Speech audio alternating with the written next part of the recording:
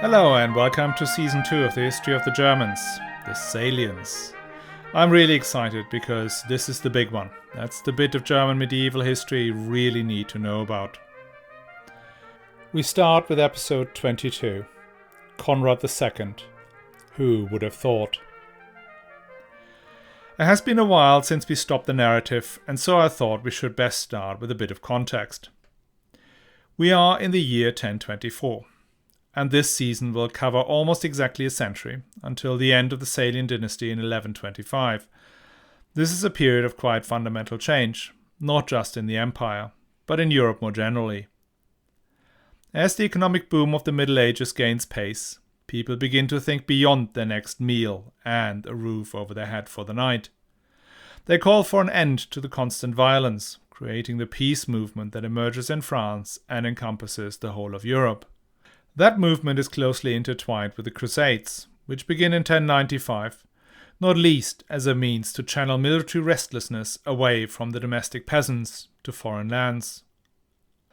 Now, once the physiological needs for food, water, warmth and rest are covered, and some degree of safety is provided, more and more people move up Maslow's pyramid, looking for belonging, love, status, knowledge, aesthetic beauty, self-actualization, and ultimately transcendence. In the 11th century, the afterlife becomes the dominating concern of everyone, from the mightiest aristocrat to the lowliest peasant. Therefore, priests and clergy held to ever higher standards to ensure the effectiveness of prayer, providing access to heaven. And then there's the idea that even after your death, prayers by those who are still alive could improve your status in purgatory. And that drives generous donations to monasteries in exchange for eternal prayers.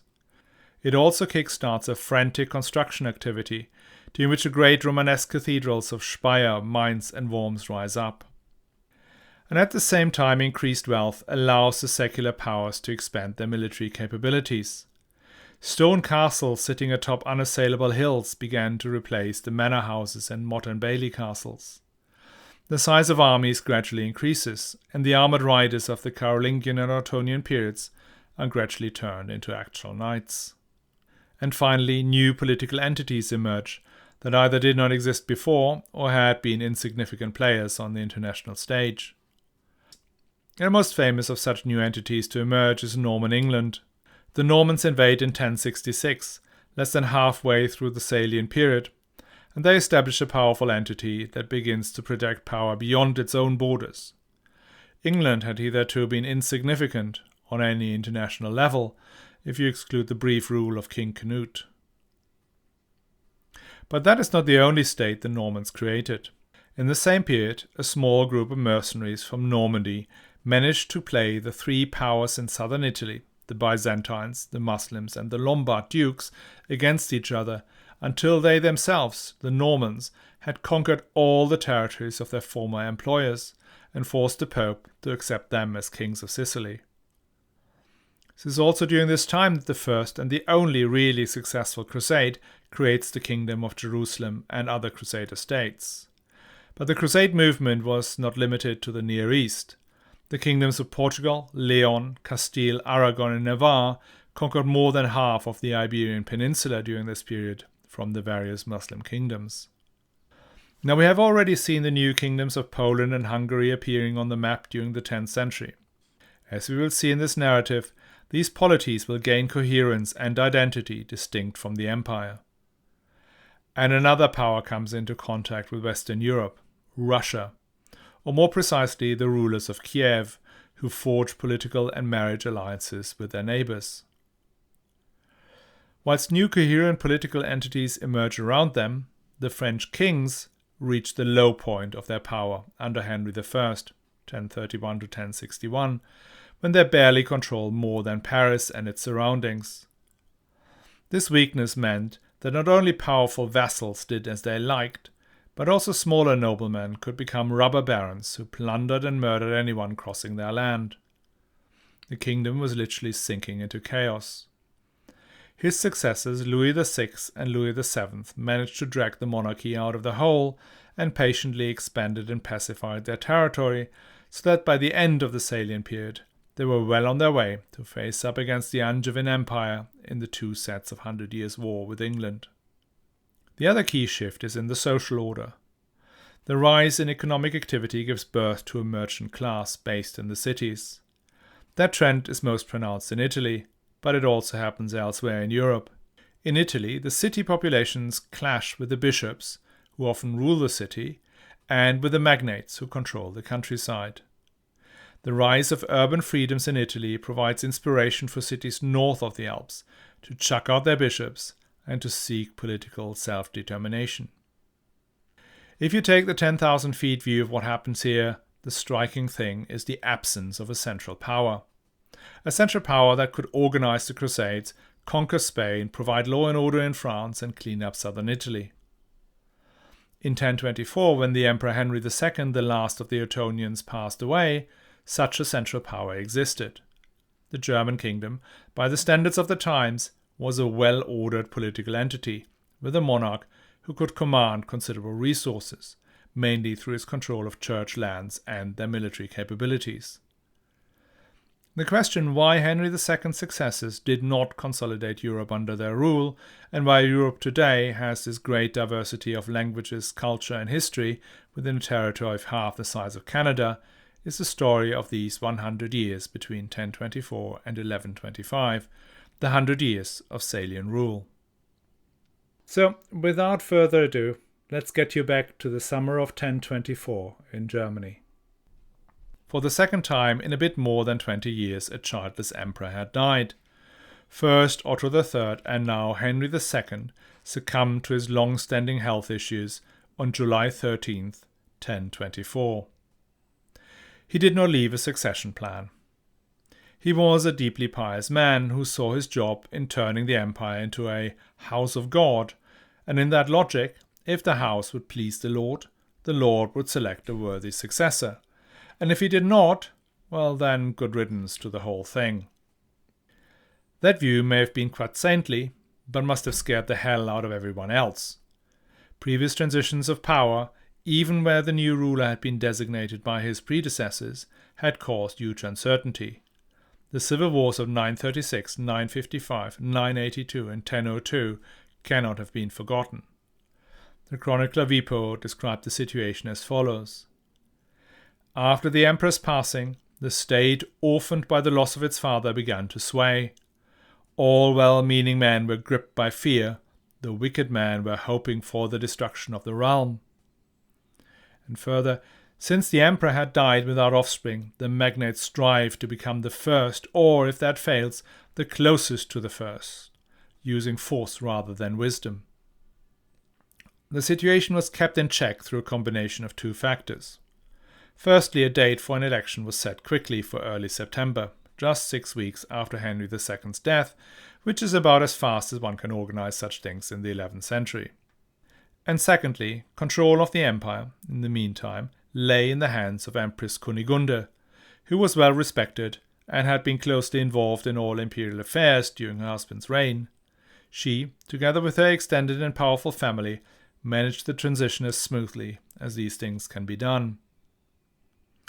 On September 4th, 1024, representatives of the Swabians, the Bavarians, the Franconians and Lotharingians meet in Camber, a now lost location on the right bank of the Rhine, to elect a new king. The Saxons stayed behind, though they did hold a meeting amongst themselves to discuss the succession. In hindsight, the election of 1024 is seen as a crucial moment, when the empire becomes an elective monarchy, as opposed to the hereditary French or British monarchies. Now, before we jump to these conclusions, remember that at this point in history, most elevations to kingship retained an elective element. That came from the ancient German tradition of raising the most capable warrior to lead the tribe as its king.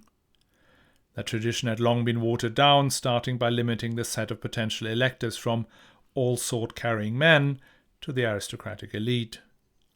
In France and England, the kings kept designating their sons to become kings and then negotiate terms with the electors until such time that elections had become foregone conclusions and were eventually replaced by pure declaration of homage. In Germany, on the other hand, we have the fact that Otto III, Henry II, and then later Henry V died childless, requiring a decision about succession by the magnates. And that meant the election process remained relevant, and over time became the key requirement for the elevation of the monarch. Whether the electoral principle helped or hurt the development of the empire is another one of these open questions you may want to keep in the back of your mind as we go through the medieval emperors. Elections were not about exercising democratic rights and determining the will of the people. Medieval imperial elections were seen as a means to unveil God's decision who should rule. Hence the elite that made the designation had already been quite small since Carolingian times. In 887, it was expected that each of the main regions should be represented by their dukes or senior lords. But that group seems to have widened again in the 10th and 11th century and now included counts and abbots, who were only excluded after 1198. WIPO even acknowledges a right of Italian magnates to participate, as they had in the election of Otto III in 983, but states they could not make it in time for the 1024 election. Electoral colleges shrank rapidly in the 13th century, and elections became more formalized over time until the Golden Bull of 1348 codified the existing practice.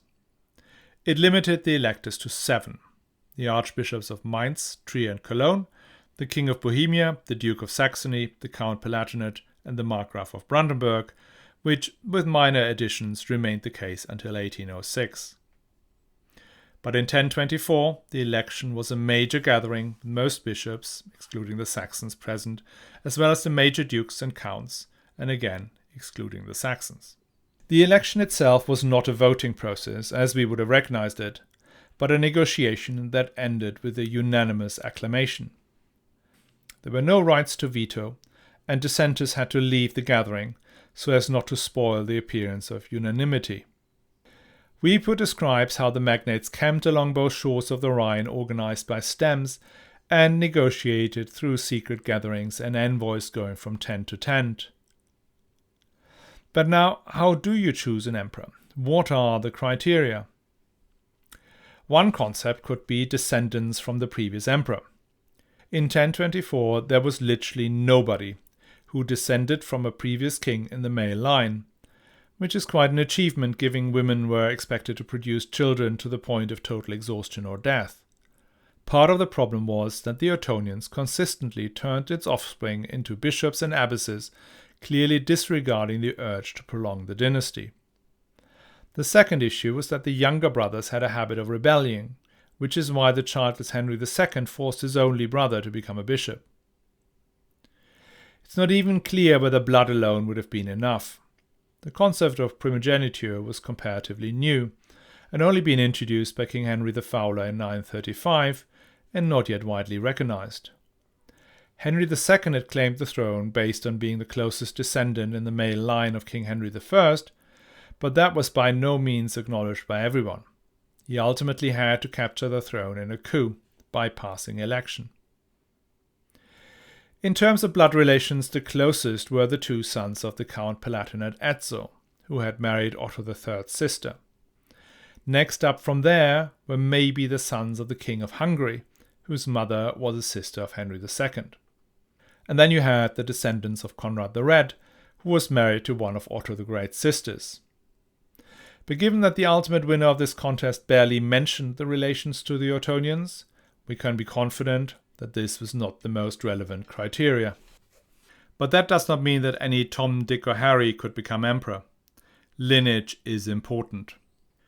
A future king must have pedigree, and ideally a pedigree that goes back to Charlemagne, or even the Merovingians, who, as we all know, are descendants of sea monsters. That narrows it down to maybe about 500 to 1,000 individuals in total. Apart from being a senior noble, what other criteria were there? Now, there are some general requirements for kingship, like being a religious and moral person willing to defend the church, being willing to uphold the law, and in particular the privileges of the elite, being merciful, and being successful in battle. These criteria are sufficiently vague that there must have been a long list of potential candidates. Over several days of negotiations, that list was whittled down to just 2, both called Konrad, and both from the same clan. This clan did not really have a name at the time. After 1200, chroniclers called them the Salians, and that name stuck. The Salian family are descendants of Conrad the Red. You may remember him. He was the close associate of Otto the Great, who became Duke of Lotharingia, then fell out with the emperor, joined Ludolf's rebellion, and after bending the knee fought valiantly at the Battle of the Lechfeld, where he died. Conrad the Red's direct ancestors are a bit of a muddle. But the family tradition insists that a long line of high nobility is going all the way back to the great Clovis, king of the Franks. We met him in part 2 of the prologue. Amongst other things, Clovis issued the so-called Salic or Salian law, named after the most renowned of Frankish tribes, of which he may have been the leader. We know the Salic law today as shorthand for excluding women from the inheritance of titles or monarchic roles. It was a lot more than that, but let's not deviate too much. Anyway, Clovis was believed to have been a Salian Frank, so that the later chroniclers began calling the clan of Conrad the Red the Salians. And go the other direction, the descendants of Conrad the Red created a coherent power base around the city of Worms, about 70 kilometers south of Frankfurt. That was probably one of the first territorial entities where a magnate consolidated the lands and rights around a specific area into one coherent entity. Up until now, aristocrats would often have lands and rights spread across the kingdom. They would hold the office of duke or count in one place once their private lands are in a different part of the country. This Salian territory was different, and thanks to being geographically connected and its rights and privilege going fairly deep, a lot more powerful than its optical size indicates. The Salians also worked hard to keep the territory together, and, other than their peers, did not divide it between their male descendants. There was only ever one descendant who would inherit all. For completeness' sake, I have to say that the Salians also held the office of the Duke of Carinthia from time to time, though they put very little effort into this post a long way away from their personal possessions. The two members of the Salians that made the shortlist, Conrad the Younger and Conrad the Elder, were cousins. Conrad the Elder's father had died when he was quite young, so that the control of the Salian territory ended up with the father of Conrad the Younger, and ultimately with Conrad the Younger himself. So Conrad the Younger was the rich and the powerful one. Conrad the Elder may have been effectively disinherited, but he wasn't completely without means. He rescued his finances by marrying the formidable and allegedly unbelievably beautiful Gisela, widow of Ernst, Duke of Swabia.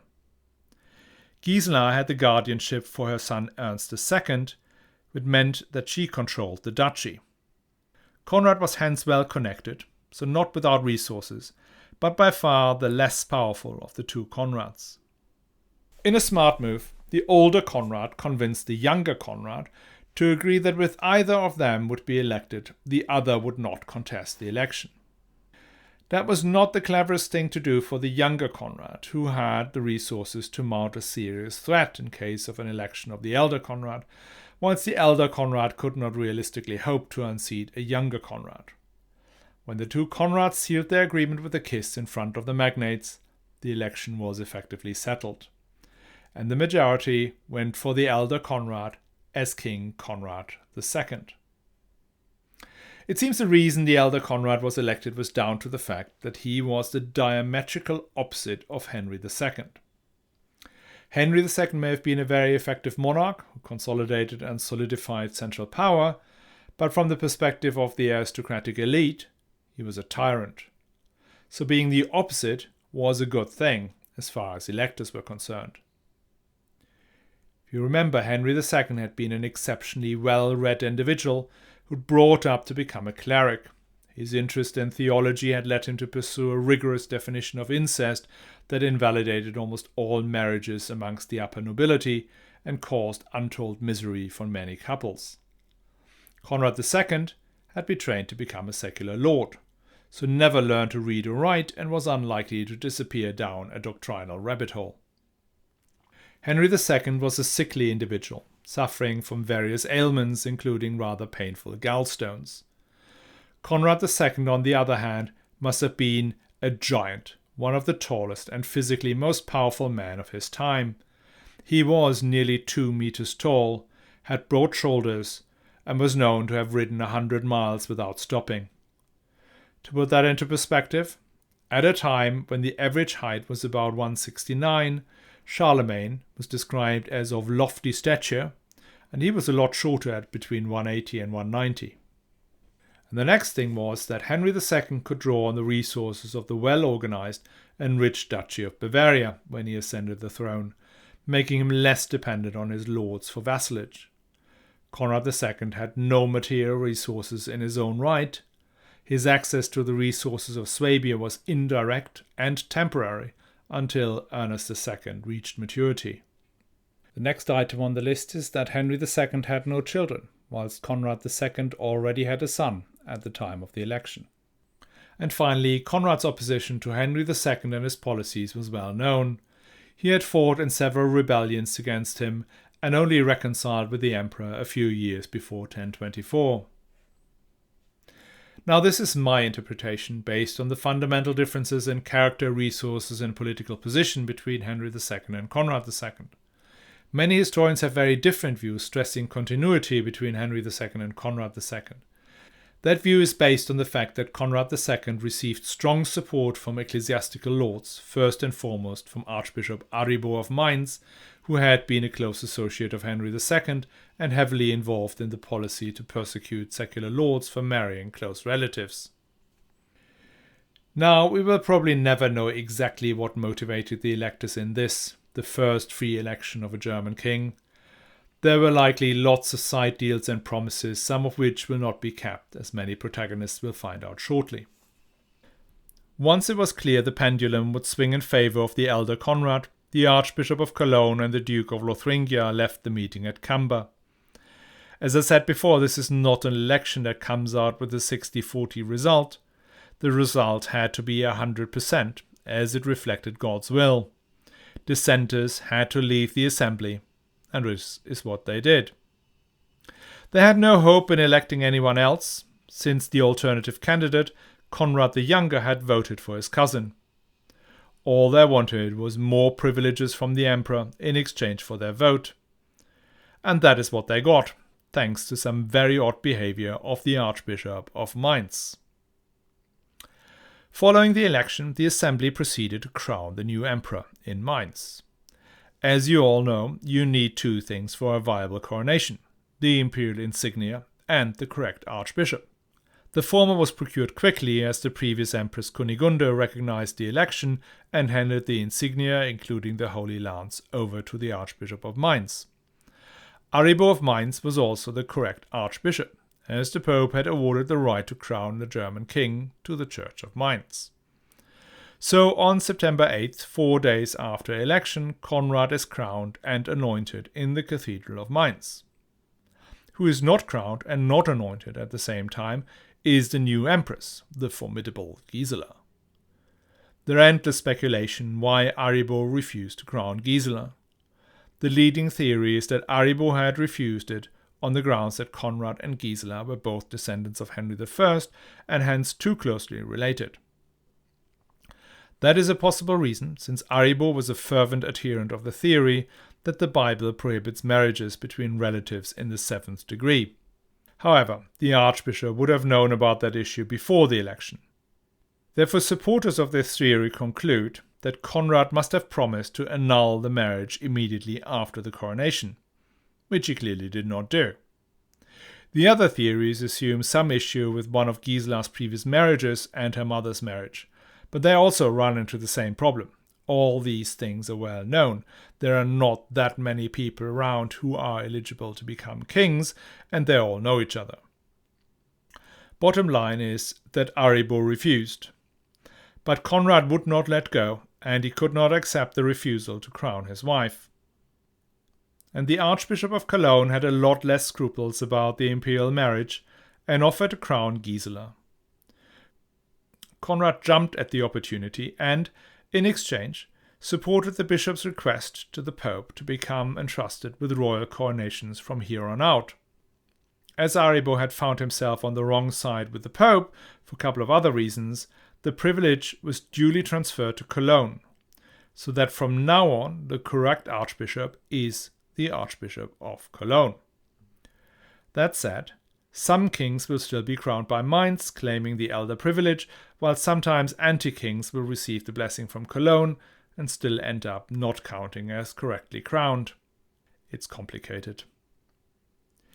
He may be elected and he may be crowned, but he is not yet truly king.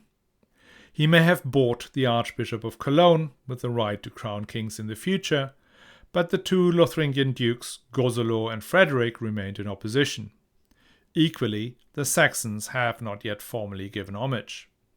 Conrad has to undertake a royal progress across his lands to secure support from all his nobles. It is a similar progress we have seen Henry II undertake after his coronation in 1002, and will become a tradition for future kings and emperors. The initial route is through Lotharingia, where he did not encounter actual resistance, but still did not receive homage from the two dukes. They will come around, but not yet. The next important staging post is the Abbey of Vreden, where Conrad is greeted by the abbesses Sophie of Gandersheim and Adelheid of Quedlinburg. These are two sisters of Otto II. These are the standard bearers of the Ottonians and thereby the Saxon line. Their involvement in the election of Henry II had already been crucial. And again, by receiving and recognizing Conrad as king, the Saxon nobles are compelled to accept him. And the Saxons did offer him homage a few weeks later at a great gathering in Minden at Christmas 1024, and like Henry II, Conrad had to confirm the Saxons' special rights and freedoms they trace back to the time of Otto the Great. These Saxon exceptionals will become the bane of the Salian regime and contribute to its downfall 50 years later. Conrad moves on to Regensburg, where he confirms his control of Bavaria, a duchy that had supported his election anyway. That does not stop him from moving several monasteries from ducal into direct royal control, in other words, nicking the duke's assets. In spring 1025, we found him deep in the southwest, in Constance, where he received the homage of his Italian subjects, including the Archbishop of Milan. During the previous year, several players, namely the Duke of Aquitaine and the King of France, have checked out the situation in Italy, considering putting themselves or one of their sons on the throne of Italy. The discussion with the Italian magnates had convinced these pretenders, however, not to push for it. Well, at least not for now. Conrad may have felt reassured that the Italians did not go into rebellion and elected someone else as their king, but that is not the same as being in control of the Italian kingdom. One thing might illustrate that quite clearly. The citizens of Pavia had used the period between Henry II's death and Conrad's election to burn down the royal palace in the center of the city. This palace went back to the time of Theodoric the Great in the 5th century, if not further. It had been the center of royal administration in Italy for centuries. The reason they burnt it down is not hard to fathom. You may remember that Henry II's troops had burned the city and massacred its population in 1004 after the king had been attacked inside that very same palace by an angry mob. Now once Henry II was dead, it was payback time. So when the citizens of Pavia appeared at Constance to justify themselves, they argued that they only burned the palace after Henry II was dead, and hence they did not insult the king or damage any living man's property. Now Conrad's response to this is quite remarkable. Quote, "I know that you have not destroyed the palace of the king, as you had no king at the time. But you cannot deny that you have destroyed a royal palace. Even when the king passes, the kingdom remains, like the ship remains when the helmsman perishes. It was a public building, not a private home. It belonged to someone else, not yourselves. You have hence trespassed on another's land and are hence subject to royal justice." This is a huge shift in the perception of kingship. Under the Carolingian rulers, the kingdom was a private property, in the same way as a farm or a horse was a private property. The Salian inheritance rules that require partition amongst the male heirs applied to the farms, the horses, and the kingdoms. Henry the Fowler already altered the legal status of the kingdom by making Otto the Great his sole heir.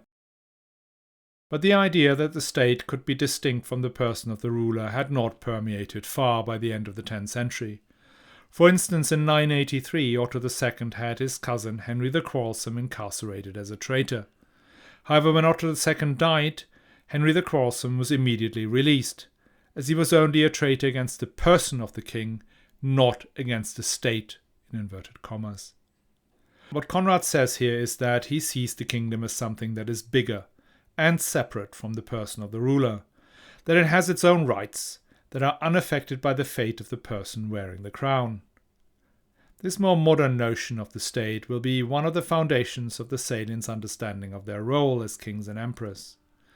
They may not always be consistent in it, but the prevailing logic is that they are acting on behalf of the state, the res publica it is now sometimes called, not on behalf of themselves. Apart from these exciting constitutional shifts, the discussions in Constance yielded a more practical outcome. Italy was restless, and imperial power was not recognized. Therefore, Conrad needed to go down to Italy and get crowned emperor in Rome. Other than his predecessor, Conrad went straight down to Italy in spring 1026, basically as soon as the last bit of Lothringian and Swabian opposition had caved, mainly out of exhaustion and lack of support.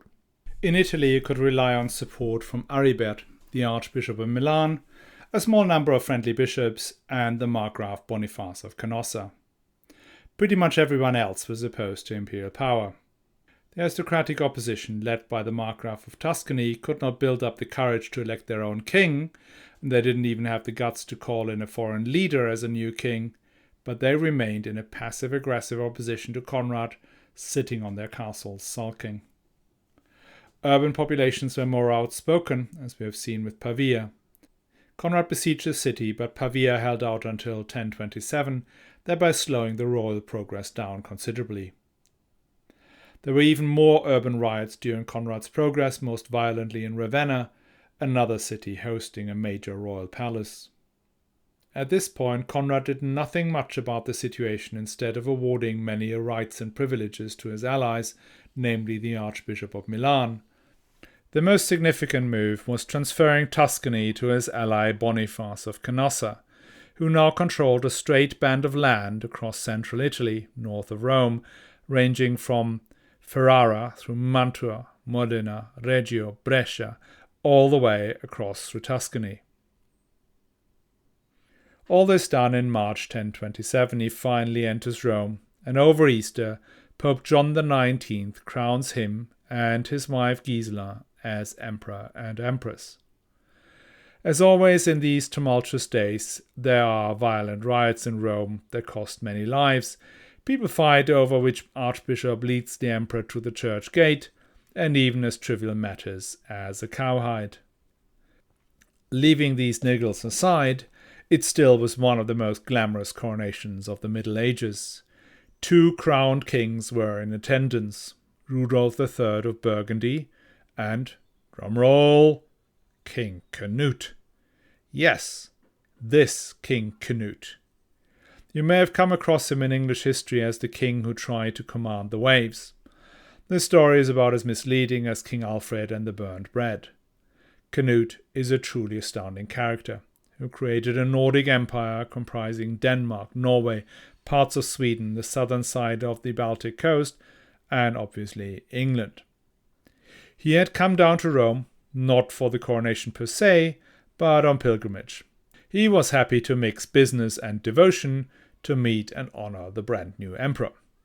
Apparently the two got on well and forged an alliance that included a marriage between Conrad's son Henry and Canute's daughter. This was quite a journey. Within a mere 3 years, a mid-ranking aristocrat with nothing more than an impressive physique and an impeccable lineage has managed to rise first to king and now to emperor. Not quite as unlikely as an Austrian bodybuilder becoming governor of California, but close. And it is not just titles he collected, he also gained a modicum of control over his empire that he had taken over from his very distant cousin. But his trials and tribulations are not over though. Whilst he's trying to get to grips with the bewildering situation in Italy, his stepson, Ernst II of Swabia, had returned to his homeland and began a more serious rebellion. A rebellion that would turn into a great legend of friendship, a mother's broken heart, and adventures in foreign lands. And at the same time, the Polish ruler Boleslav the Brave had crowned himself king, disregarding Konrad's prerogatives. And when Boleslav died, his son Mieszko II did the same, bringing down the wrath of the emperor. And most importantly, there is the question of Burgundy. Burgundy had been associated with the empire, and its kings had often given homage to the emperors, but it was never formally integrated into the empire. Its king, Rudolf III, was now very old and had no male heirs, opening up the route for an almighty inheritance dispute. All this and more in next week's episode. I hope to see you then, and if you liked the episode, please tell your friends about it and follow the show on Spotify, Apple Podcasts, or wherever you get your podcasts from. Note that nothing increases visibility of the show more than a growth in followers.